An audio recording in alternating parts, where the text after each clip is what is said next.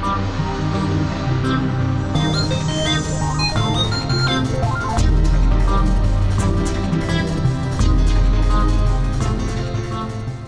Scientific American Science Quickly, I'm Rachel Feltman.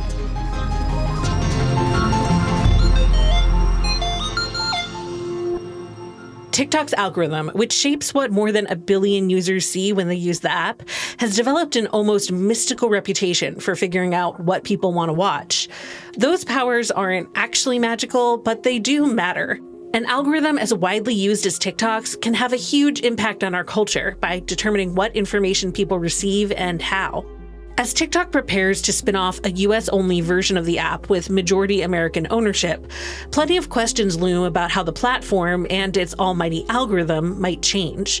Will new investors reshape what kinds of content is promoted or suppressed? Here to break down what we know about the highly anticipated TikTok sale and what it might mean for the platform's future is Kelly Cotter, an assistant professor in the Department of Human-Centered Computing and Social Informatics at Pennsylvania State University. Thank you so much for coming on to chat today. Of course, I'm glad to be here, and thanks for inviting me. So would you start by telling us a little bit about your background, what kind of research you do? So I investigate all kinds of things to do with the social and ethical implications of digital technologies, and I particularly focus usually on algorithms and AI, and perhaps more specifically on social media algorithms. And some of my core interests are in how people learn about and make sense of these technologies, how they imagine them and what they think they might make possible.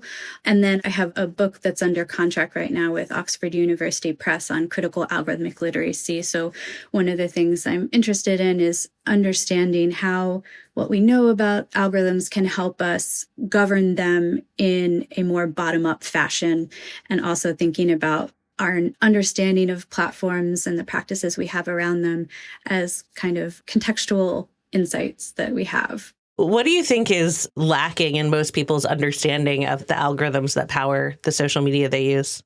So when I started researching this, maybe almost 10 years ago, there was still a large portion of the population who weren't even really aware that these processes existed to sort of sort and filter content online. Now, I think that has changed quite a bit, where there's probably most people have some awareness of these processes happen. They have some awareness that what they see in their feeds isn't everything that they could possibly see. And I think they also have a basic understanding of how that works. So they know that this depends upon their activity on the site, the things that they engage with, the things they watch, the things they share, the things they comment on, all that kind of stuff. I think anything higher level than that, maybe the more complex technical understanding is more out of reach, but also the ways that people are aware of the impacts or consequences of algorithms is also limited. So people are often aware of the ways of their own encounters with algorithms because we learn a lot about them through our own experiences, but there's not sort of a broad understanding of the ways algorithms might be reshaping different broader societal processes. So you recently wrote a piece for The Conversation about the TikTok sale and how it relates to the kind of infamous TikTok algorithm. To start us off, what do we know about the TikTok sale? What's going on there? So we have some details at this point, not a full picture, but we have some details. So we know that the deal is going to create a new US-only app spun off from the original app, that it's going to be a majority ownership by American companies, about 80%, and then less than 20% among Chinese investors by Dance, the parent company of TikTok. And the main driver of creating this deal originally had to do with concerns about the app being under Chinese control. And one of the key focal points was the algorithm, because there's concerns about the ways that the algorithm could be manipulated to shape the content that users see in their feeds in ways that US lawmakers found concerning. So the algorithm then would be licensed to this new American company, and they would retrain it, rebuild it for the US only app. Yeah. And why is the fate of TikTok's algorithm such a big part of this conversation, even now that it wouldn't be in the hands of a foreign power? The algorithm is at the heart of everything that TikTok does. So every social media platform really revolves around the functions that their algorithms perform. So algorithms are designed to tailor content to user preferences. So they're designed to make users' experiences meaningful and valuable. That's sort of the goal.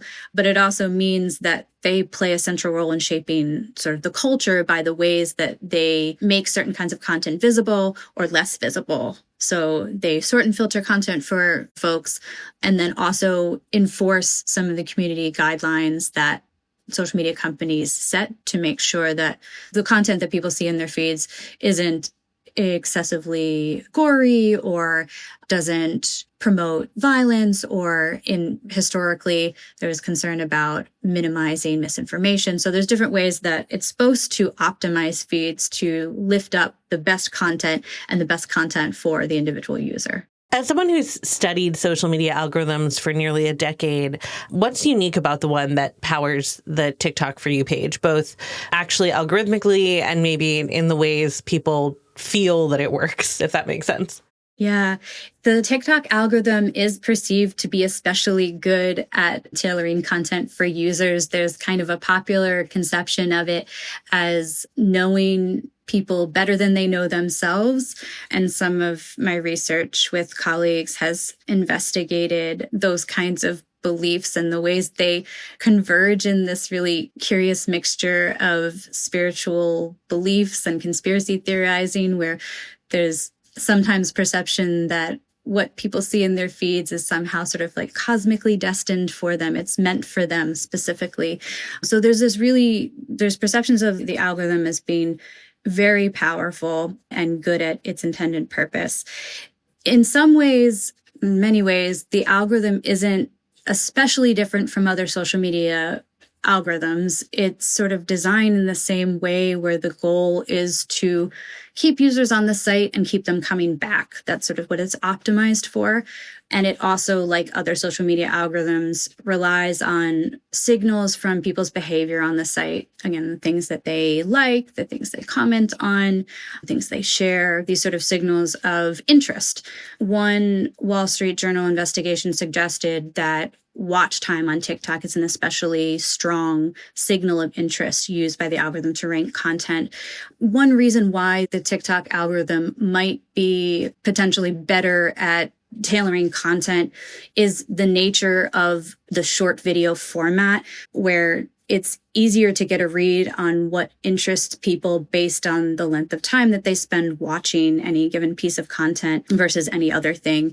It also has other unique features that promote more connections between creators and users. So we get the stitch function, where people will respond to different videos. They'll splice in a video from another creator and respond to it with their own video.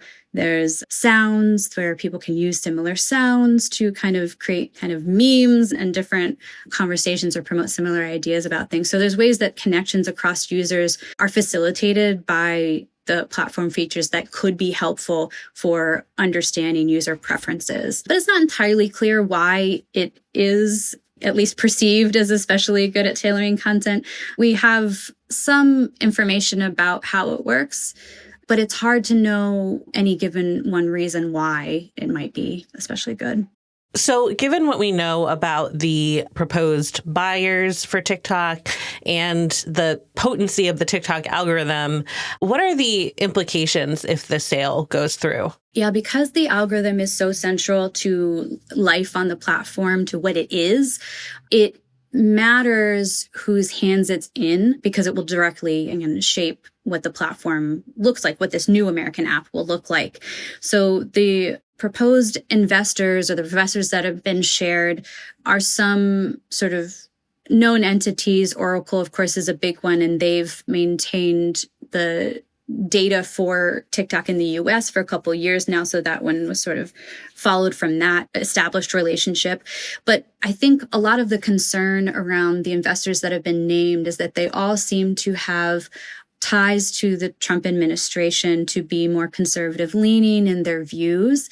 And this has the potential to change the sort of ideological slant of the platform if the investors decide that they want to tweak the algorithm in some ways or tweak the community guidelines for this new app in ways that might change what's considered acceptable or unacceptable speech. So maybe one important thing to note is earlier on when we were still in conversations about trying to bring legislation about to ban TikTok, concerns from lawmakers, particularly Republican lawmakers, was that there were greater visibility of Palestinian hashtags on TikTok over Israeli hashtags. Supposedly there's some sort of lopsidedness in the content there. So with an owner that has a strong ideological point of view and has the will to make that a part of the app, it is possible through tweaking the algorithm to sort of reshape the overall composition of content on the platform. So this doesn't have to do with the ownership, but with the new app, because it's going to be American users only. So they say that there will be global content that will still be visible on the platform, but the users for this app will be American. So we can expect that if this new algorithm, as licensed from ByteDance, is retrained on US-only users, that the American values, preferences, behaviors that inform the curation of content by the algorithm on the site, we might expect to see some subtle shifts just by nature of that different data set that it's being built on. And if users perceive the new app to be in the hands of Trump allies or to be more conservative leaning in their viewpoints and have concerns that those investors might exert influence on the content in the app, we might expect to see some users leave the app. So it could result in a situation where not only is it an app that is composed by only people based in the US, but only a subset of American users, and particularly ones that perhaps might be right-leaning, which would also, again, have very big impact on the kinds of content that you see there. So ultimately, the new app might look drastically different than it does right now, depending on what happens with decisions made by the investors, decisions by users, by who stays and who goes and all that. Well, thank you so much for coming on to talk through this with us. We'll definitely be reaching out to chat more if this sale goes through. Yeah, I'd be happy to chat more. Thanks again for having me. That's all for today's episode. We'll be back on Friday to find out how Halloween treats can play tricks on our gut microbes. Science Quickly is produced by me, Rachel Feltman, along with Fonda Mwangi and Jeff DelViscio. This episode was edited by Alex Sugiura.